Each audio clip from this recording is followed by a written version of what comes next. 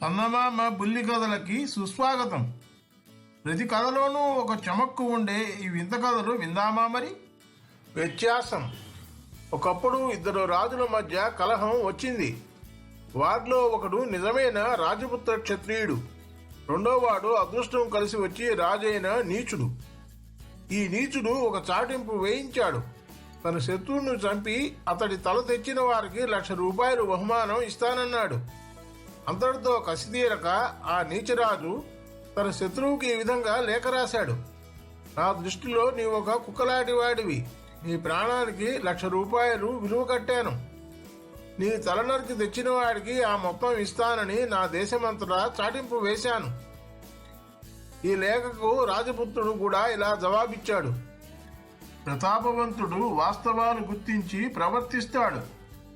నీవు ఎలాంటి వాడివైనా ఒక రాజ్యానికి నేతవని నేను గుర్తిస్తాను. కానీ విలువలను బట్టి చూస్తే నీవు ఒక దమిడి కూడా కొరగాని వాడివి. అందుచేత నీ తలనరికి తెచ్చిన వాడికి ఒక దమిడి కూడా నా నుంచి ముట్టదు. ఆ జవాబు చూసి నీచిరాజు నిర్ఘాంతపోయాడు. ఫ్రెండ్స్, ఎంతో ఆసక్తికరంగా ఉండే మరిన్ని కథలు వినడానికి మా ఛానల్ సబ్స్క్రైబ్ చేసి బెల్ గుర్తులో ఆల్ అనే ఆప్షన్ నొక్కండి.